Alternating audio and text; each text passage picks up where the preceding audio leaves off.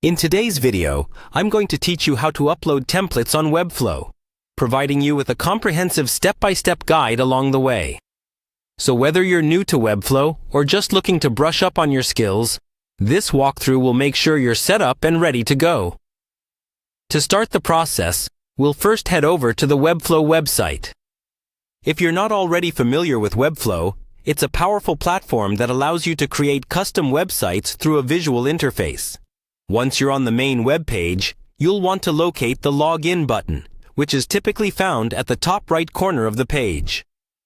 Clicking Login will prompt you to enter your credentials. If you're new, then you'll need to create an account. But assuming you already have one, go ahead and log in. After logging in, you'll find yourself on the Webflow dashboard. This is your command center, where you can manage all your projects. The next step is to select the project you want to work on. So, go ahead and click on a project. This will take you into the project's environment where you can access the specific settings and make any desired adjustments. With your project opened, look for the Site Settings option. This is where you'll configure the more specific elements of your project. You'll be taken into a settings interface, and from there, you'll want to click on General. This area holds various options, allowing you to manage standard settings for your website. Next, you'll be looking for the Shared Workspace Template option. This is where Webflow keeps templates you might want to incorporate into your project. It's an incredibly handy feature if you're looking to maintain consistency across your workspaces or harness a template's layout for a new project.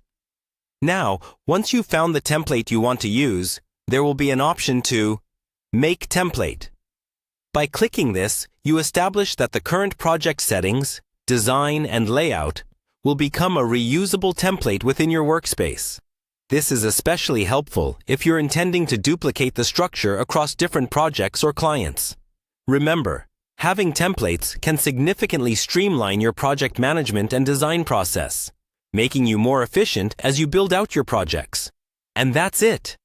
By following these steps, you've managed to upload templates on Webflow with ease. Hopefully, this guide has been clear and helpful.